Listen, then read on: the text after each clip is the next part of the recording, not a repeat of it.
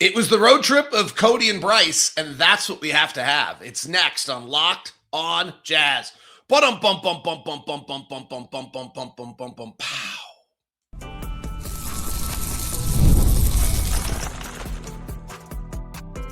You are Locked on Jazz, your daily podcast on the Utah Jazz. Part of the Locked on Podcast Network. Your team every day. How are you? I'm David Locke, radio voice of the Utah Jazz, Jazz NBA insider. This is Locked on Jazz. It's your daily podcast on the Utah Jazz, giving you insight, expertise, geeky numbers, and hopefully making it way better to be a Jazz fan each and every day. Thank you so much for making Locked on Jazz your first listen of the day. We are free and available on all podcasting apps. And thank you for making Locked on the #1 sports podcast network. Great to have you today. Everydayers, you're the best. Thank you. You've made Locked on. You've made us what we are. All right, on today's show, we're going to do a late game watch a little differently. We're just going to talk about the contenders in the West and their late game play.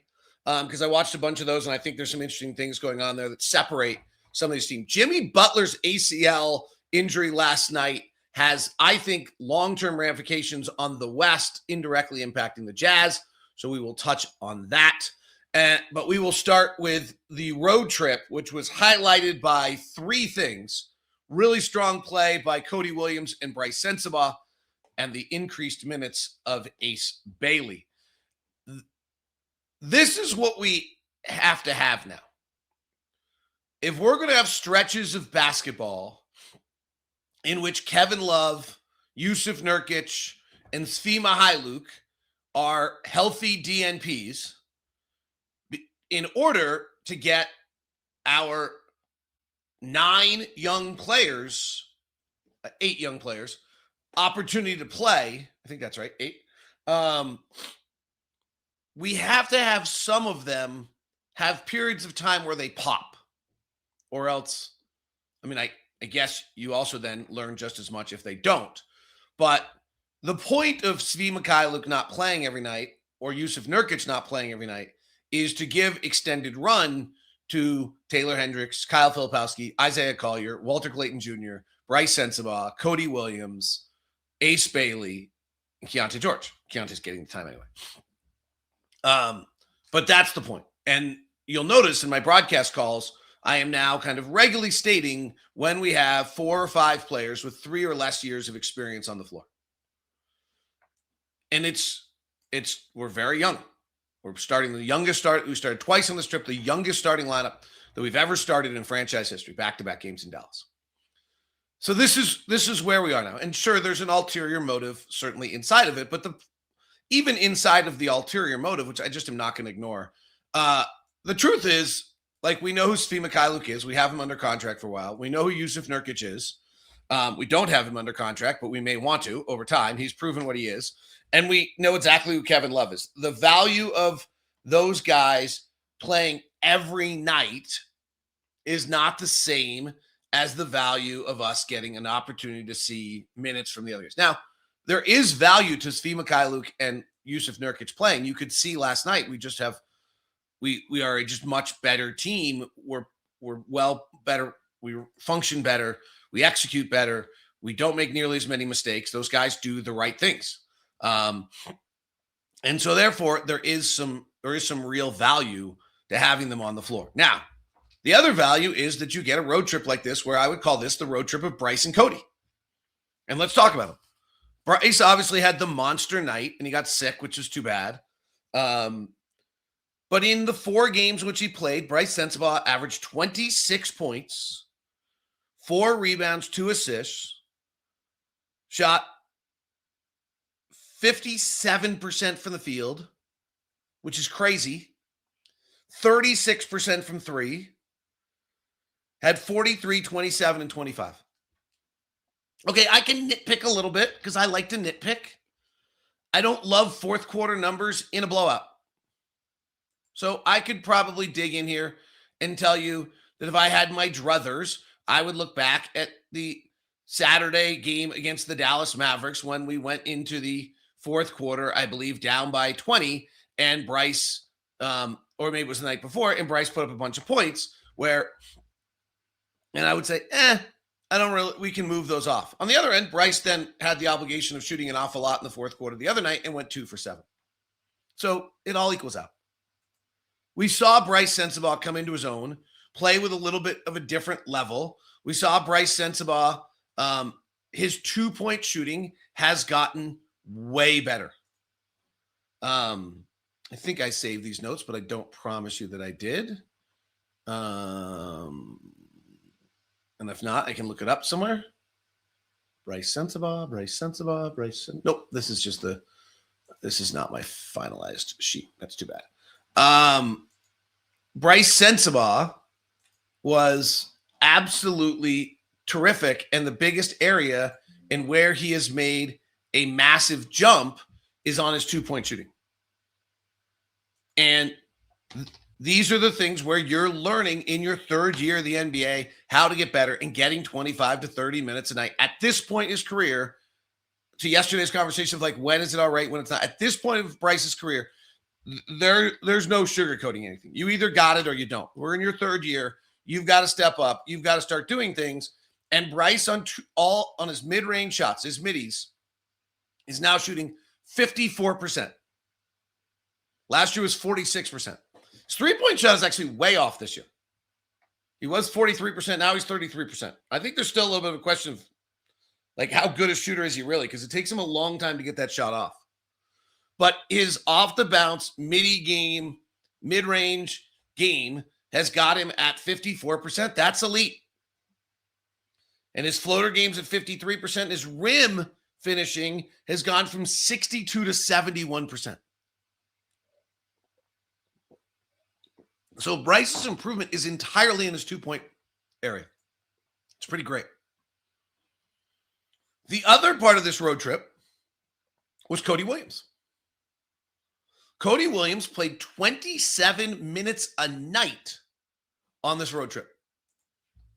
Cody Williams, other than when we threw him out at the end of last year, probably when he shouldn't have been on the floor, because frankly his performance was achieving whatever was the desired outcome last year. Last time we threw Cody Williams out there for this kind of consistent start was the end of last year, and then they shut down. In 9 games, Cody started 9 games last year from at the end of March to April. He shot 25% from the field and 16% from 3.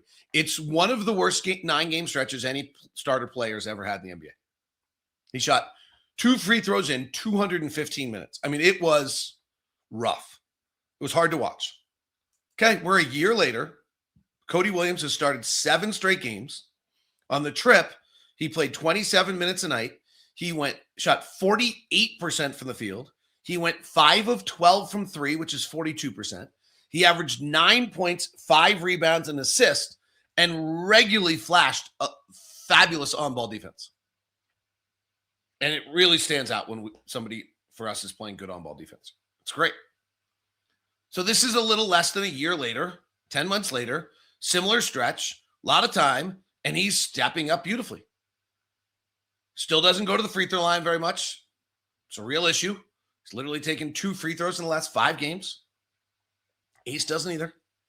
But we're seeing him begin to get better. The other one missed a few last night because I think he rushed it because of Victor and some other things, but he's getting on top of the cup. We've seen the dunks. We're also seeing an improved rim finishing. He's understanding when to get places and when not to. He went from 53% at the rim last year, 8% tile, to 69% at the rim this year. And he's even flashed a little bit of a mid-range game. His 3-point shooting is still not good, but a little better recently. That's where we are. On these trips, if we're going to do healthy DNPs, it's going to mean increased opportunity and chances for some of our young guys.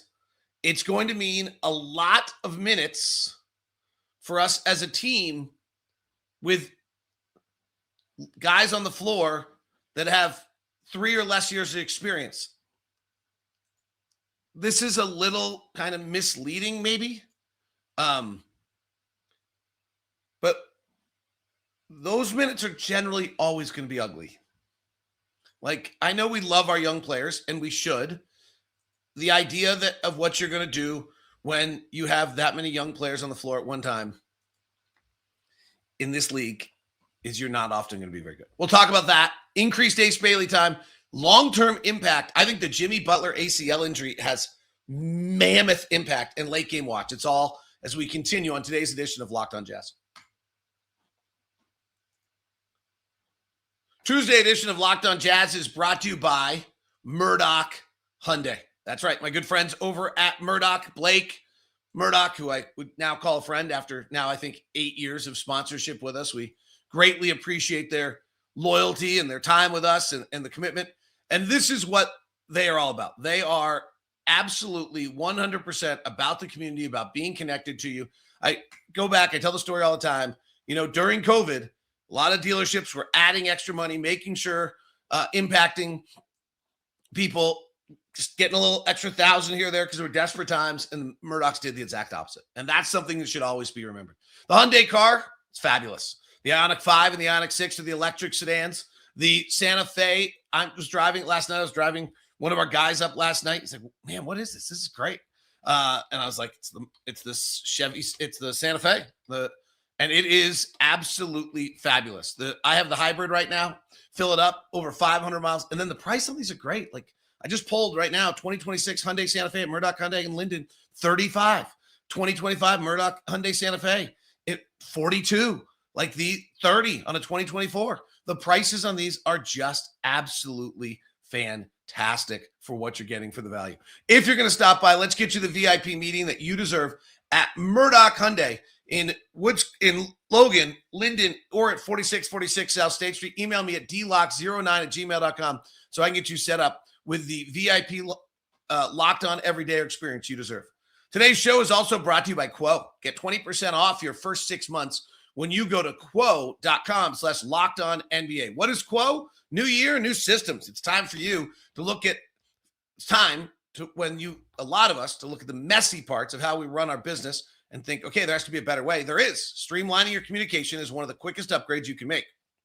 And that's why today's episode is brought to you by Quo. QUO, the smarter way to run your business communications. Because when your team is reachable, organized, and communicating in one place, you're not just working cleaner, you're creating more opportunities, connecting with your customers.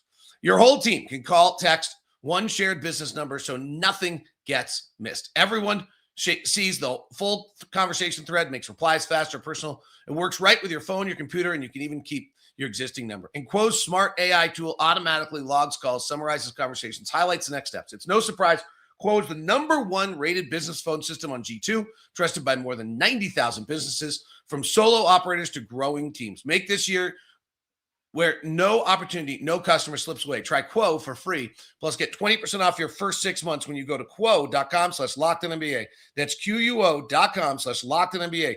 QUO, no missed calls, no missed customers. Thanks so much for making Locked On Jazz your first listen of the day. And thank you to the everydayers that keep joining in. Boy, Leaf Tulane put out a great bonus episode on the draft and some of the prospects, and look at it.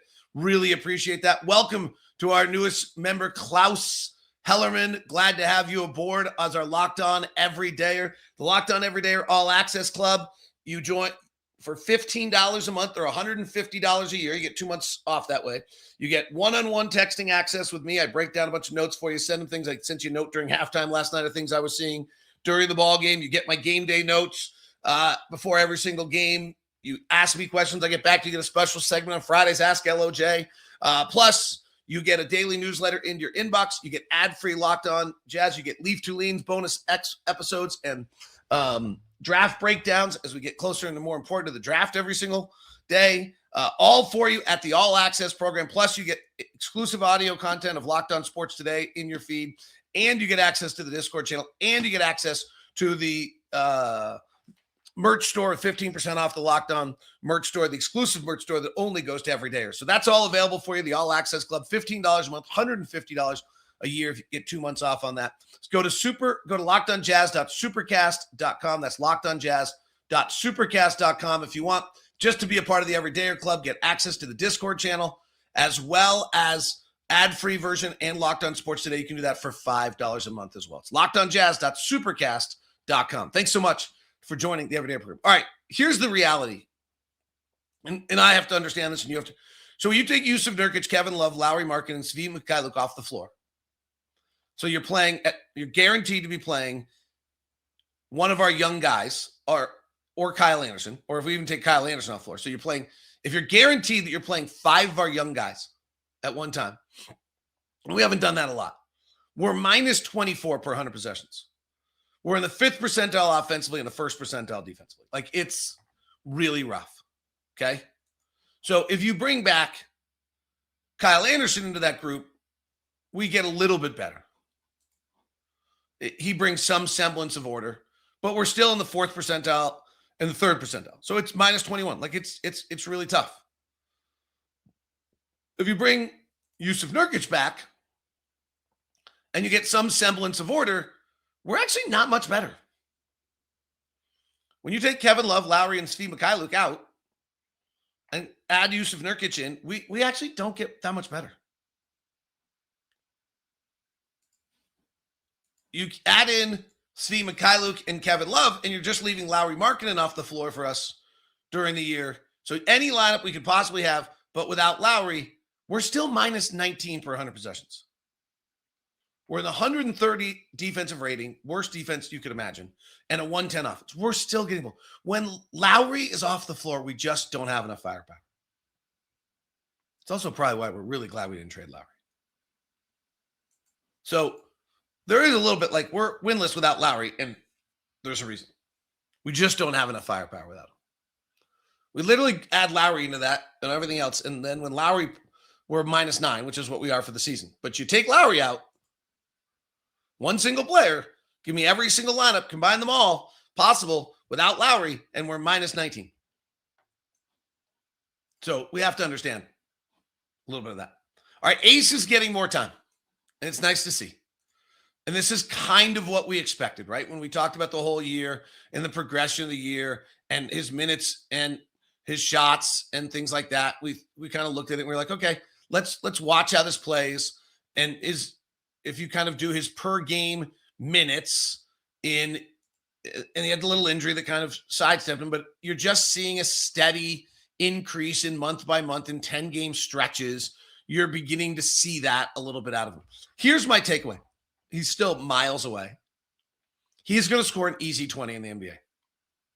When in the 10 games, which he's played over 30 minutes, he's scoring 14 points a game while being allergic to the free throw line and really not making many outside shots right now.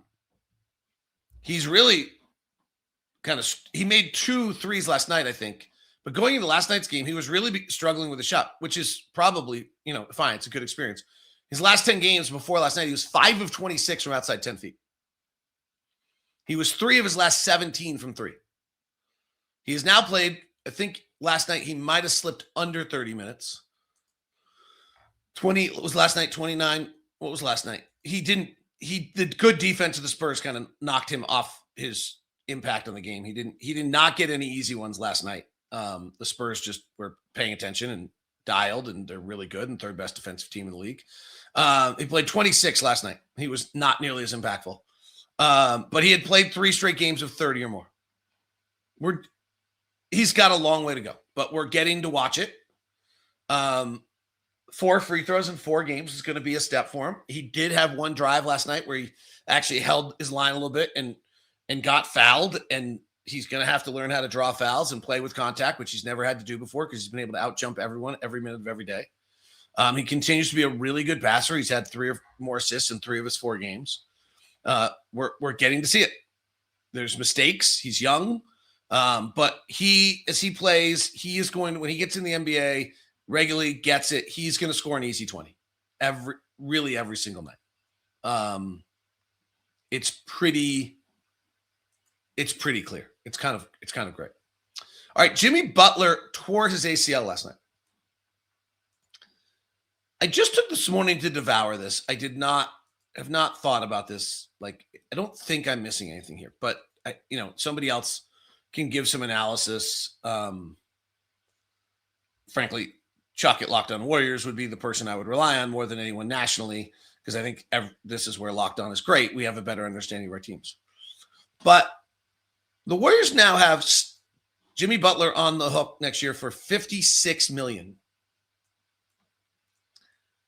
And it's dead money. Like, he's not playing in this year. He's probably, ACLs are 12 months now. He's probably not playing till February or post All-Star break of next year. And then there's a real question like whether he's playing or not. He's going to be 38. 37, 38. They have $27 million on Draymond Green and $62 on Steph Curry. And then, by the way, in 26, 27, like, it's all over here. Like, Curry's not signed for 27, 28.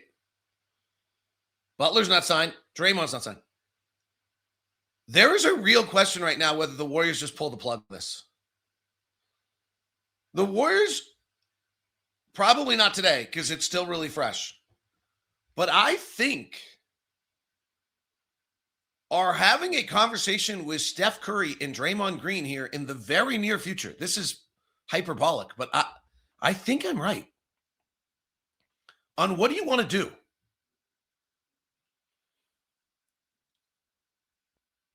In other words, it's clear the Warriors aren't giving up draft picks for the future. Like, the Jazz tried, other teams have tried, and they're probably at this point close enough to the future that they shouldn't give up those draft picks.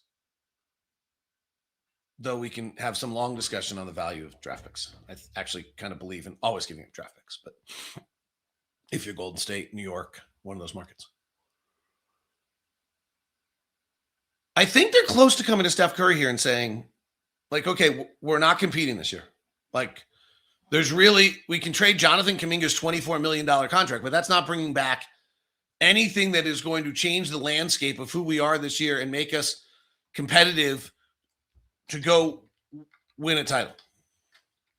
We can sign LeBron next offseason, as he's a free agent, and put Steph and LeBron together and try some weird thing, and LeBron's got to take a discount, and then we got to figure out a roster around you. And if we want to try that for another year, we can do that. I mean, that's actually a real possibility, I think. And maybe you're going to go get some old dream team together, but I don't think that works that well. But the Warriors, like, are on the verge this year of falling out of the play-in now. I don't know that Memphis can catch 4.5 games, but and they had just clicked in. They'd won 4 in a row. They were playing well. I think there's a real conversation now with Steph and Draymond of like, okay, what do you want to do at the end of 26, 27? Because if at the end of 26, 27, the Warriors literally have Moses Moody at $13 million on the books and not another contract on the books in 26, 27, 28. They're literally clear. Do you want to stay here? We'll re-sign you at some number and we'll try via free agency and other moves to rebuild and you still want to be a part of it. Great. Then we're doing that. But we may start an entirely brand new rebuild. And do you want to be a part of that? No. Okay. Well, if you don't want to be a part of that in 27, 28, we're probably going to consider moving you in this offseason. Do we start consider moving you now? This Jimmy Butler ACL really could have dramatic impact on one of the most popular players in all of the NBA and one of the stellar franchises that we've had. But I think that's the conversation that has to happen here in the next week. Sitting Steph and Draymond down and saying, okay, we're not competing in 25, 26. We're not getting Jimmy Butler back until February of 26, 27. We can try to piece things together. There's some weird things. Maybe we get LeBron right. But it would be a piecemeal thing. Because in 27, 28, we're probably starting our rebuild. Do you want to be a part of it? And if their answer is no, the trade market could get really interesting really fast. I doubt that happens by this deadline. But it's interesting. I actually think this injury quiets the deadline a little bit, which isn't great for the Jazz. The Jazz want a robust deadline. Late game watch just on the best teams in the West. Next on Locked On Jazz. Guess what time of year it is? Yes. There's always certain sponsors that they show up at certain times of the year, and you're like, oh, that must mean we're getting near something. And this is one of those sponsors that does that. It's TurboTax. Yep. Yeah, like flowers for Valentine's Day, right? Mother's Day is close. All of those kind of things are coming, and they're coming. But TurboTax is the one that like March Madness is around the corner, and April is here, and NBA playoffs, and all those kind of things. And taxes. Yes, you do know those are coming too. So when it comes to TurboTax, tax season doesn't have to take over your life. And that's where TurboTax is here to make it easier than ever to just hand things off and move on with your day. With TurboTax full service, you can have your taxes done for you by a trusted local expert, start to finish, without the stress or the guesswork. Instead of spending hours trying to figure out forms, you can meet with a local TurboTax expert in person or connect online. They handle everything from W-2s to self-employment forms and work to get you every deduction. You can upload your documents, go about your day, and get updates right in the TurboTax app. It's a huge time saver. It gives real peace of mind knowing an expert is handling it. For a limited time, you can have your taxes done by a local TurboTax expert for just $150 all in. If your TurboTax expert doesn't file for you, if a TurboTax expert didn't file for you last year, just file by February 28th. Take taxes off your plate. Get back to your life. Visit turbotax.com/local to book your appointment today. For a limited time, you can have your taxes done by a local TurboTax expert for just $150 all in. If a TurboTax expert didn't file for you last year, just file by February 28th.